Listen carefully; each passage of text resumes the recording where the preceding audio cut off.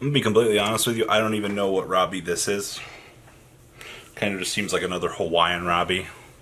Depends. And remember, waifu is laifu. So I wanted to start a video series kind of dedicated to explaining a couple of reasonings as to why we need to touch certain cards and why the implications of leaving other cards left alone is bad for the game. So this first segment is going to be how do we fix Gouki. This will be something for newer players to kind of understand the technicalities of how Gouki is supposed to be operating and why certain cards are degenerate for the game of Yu-Gi-Oh! Including 300% more Firewall Dragon, because he's still here for some reason. So let's dig on into this fantastic waifu is laifu. So adorable, right? Right? Alright.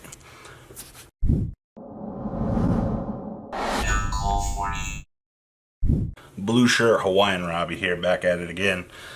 Alright, so we're gonna start off with what I feel nice little introduction here for Gouki. So Gouki is this deck that between 7 monsters all have a means to float. And when I mean float, they all have a recursion ability to search for themselves. Now, in terms of generalized design, we've seen things similar to this, but in the form of Yang Zing. And these guys do not miss timing, which is probably what made them so much more powerful. Now, the fact that they gave them 7 monsters, it might be 8, but I think there's 6 or 7 we care about. Nobody likes Bear Hug. But you've got this extraordinarily large pool of monsters that, no matter how you link away, you're able to climb the link ladder. And that's what made Gouki cool. I mean, you get 7 extenders for a turn. You're able to build this relatively cool link board. Within its own archetype, it seems relatively cool. Now, Goukis have become degenerate because of Firewall Dragon. The thing that made Gouki so powerful was the fact that you were able to effectively keep resolving the effect of Firewall Dragon, summoning more Goukis as you're linking out, which becomes increasingly more degenerate. And I mean, being able to build the standard U-Lock on your opponent, a lot of people deemed as, well, unfair. Now, you linking your opponent out of the game with a Tri-Gate at hand doesn't seem that powerful, but it's how the combo degenerately resolved and went further along the line. You know, having things being able to be immune to being destroyed by battle, having things immune to card effects, you know, and not being able to be targeted, thank you Goblin, was the real issue that we had. Now, as the deck evolved, we had the first problem child come into play. And for those of you that don't know, the current iteration with the deck ever since Goblin has been gone is Gumblar. And I do strictly think for this deck to even stick around, you got to get rid of Gumblar. So Gumblar, forcing your opponent to effectively discard 2 cards on your turn, and then on your opponent's turn use Link Karibo to come back, and it's like, oh cool, Gumblar force you to discard yet again. It's not fair. No matter how you look at the situation, it's not good for anybody involved. Now, a lot of decks in the current game of Yu-Gi-Oh! Are doing what Gumblar Turbo or what Gouki is doing. But in the sense of creating an extra link is a little bit more fair, in my opinion. Forcing your opponent to, well, as I've said in the past, when you start affecting the opponent's hand, and especially having it be an extra deck resource that you have access to at all points, I think it's kind of something that a lot of people kind of forget. Having a resource that you can access at any stage in the game instead of having to draw it is the most powerful thing in the game. Those resources that are available to you in your extra deck cause problems for the game. And it's not because, you know, the consistency of drawing them like Blackluster Soldier Envoy at the beginning. If you had a BLS you could access in your extra deck at any time to kill people, it'd be infinitely more valuable than the one that you have inside your deck because it's always there.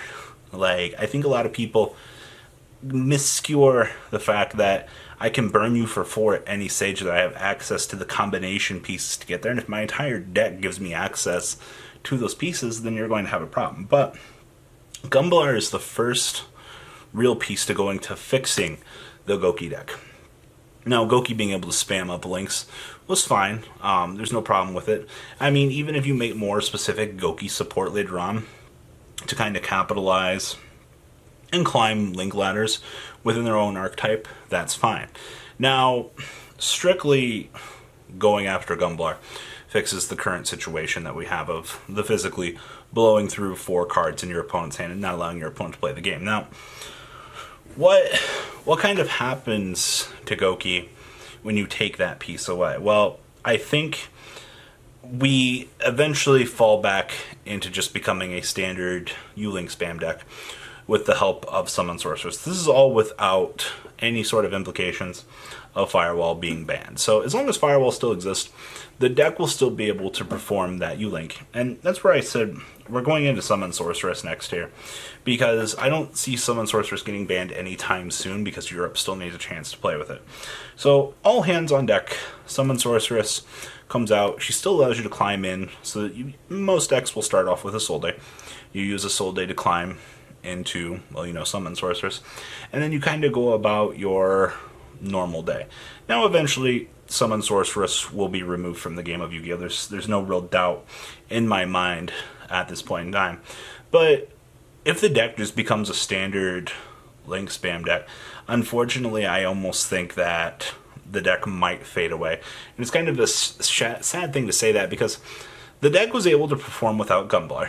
The deck was able to perform without Summon Sorceress. There was a time when we didn't even have the nightmares that Gouki was doing something. And I might be putting a little bit too much negativity in the context of saying that the deck will fade away. I could be absolutely wrong there. But everybody needs to generally understand here that the Nightmare engine for the drawing for the co-links makes the world go round.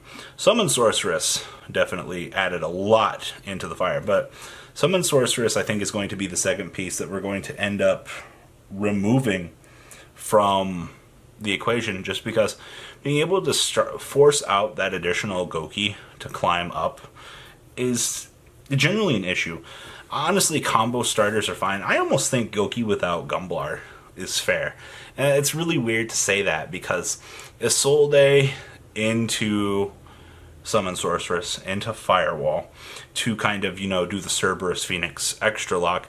At least with Goblin gone, you're able to target the pieces, kind of force them out. But with a fully loaded Firewall and one Tri-Gate negate, your opponent still has to face this uphill battle. And I think, unfortunately, you take away Gumblar, you leave him Summon Sorceress, the deck will still be there. But unfortunately, when Summon Sorceress goes away, what can you actually do? You're just kind of a Soul Day, climb, have your additional combo starter, and you go, right? Like, now, something else I've talked about in the past to wanting to try to fix Gouki at the moment is around Militias. Now, I don't think it's fair that Burning Abyss and every other warrior deck in the current format has access to Militias. I think Militias needs to go back to 2. And I only say this because when I look at Militias as a card, being able to remove and special summon an additional copy, that's a warrior, by the way, Soul Day, is really degenerate in its own right. Even being able to go with Soul Day, Summon Sorceress, step into these things. But Militias is another troublemaker card in and itself. And even if we leave Summon Sorceress alone, going after Militias and putting it to 2 fixes one of the biggest issues we have, and it's these recurring warrior effects. Now, I'm sure he'll be easily replaced with Junk Forward, but just having a monster that is able to self-replace itself into another monster to climb links again is really, really not fair. Now, I've also said that Stratos can come back. That's fine. There's no real reason to have him limited when the original culprit for having him honestly limited in the first place was because of Militias and Destiny Draw and things like that. But now we've just seen this turbo ability towards Militias being degenerate that he becomes a fair hit. Now, the last one I want to talk about for this video to kind of check Gouki in its own right, besides Gumblar being, the main culprit here in Firewall, is Soul Charge. Now, when I've played against Gouki, there's a lot of situations that you can manage. As long as you have a hand trap, they need an extender. Well, what happens when they have the most powerful extender of all for the cost of 4,000 life points? they get the ability to bring back their whole board. No matter how bad you misplay, this card rewards you, and I don't like the fact that my opponent has an auto-win button built into their deck that it's like, oh, well, I got rewarded for it, I drew it. Like, no. Soul Charge causes more problems for people trying to play fair against Gouki. It's like, well, you got to open up the Ash Blossom or something like that. And it's not like Gouki can go into Azathoth, blow you out that way. That's not how it works. But Soul Charge creates this unfair disadvantage that really kind of warps the game state perception, because it's like, no matter how well you play, if your opponent has Soul Charge, you're just fucked. Like, there's no ifs, ands, or buts about it. It's just the way that the game of Yu-Gi-Oh! Kind of goes at the moment. And Soul Charge is one of those cards that needs to... As a recovery button for Gouki, it's fantastic, but for everybody else playing against it, like, is it really fair? I don't think so. So, in the gist of things, Gouki is a decently easy fix. I think between killing Gumblar, possibly limiting Militias, the deck becomes more fair. And I mean, that's leaving Summon Sorceress and even leaving Firewall alone. Depending on the combination of things you want to go about it, Soul Charge needs to go at some point anyway. But it's going to be up to Konami to see how they restructure things and kind of see where they want to hit the next list and things like that. So, can't touch Summon Sorceress, gotta get the reprint first. So that's all I got for this video. Please, do you guys want me to talk about Sky Strikers? Want me to talk about the other decks for rebalancing? Please leave a comment down below. Like this video, communicate that with me, and I'll see what I can do, guys. Alright, peace out. The ride never, well, truly ends. Thank you, patrons. Without you guys, I don't know what I'd be wearing in these videos. I might be a Truffle Shuffle incident all over again. Guys, please also check out VanCole40 for some awesome Vanguard content. Some other interesting stuff you might find up here on the left or in the description as well. Thanks for watching.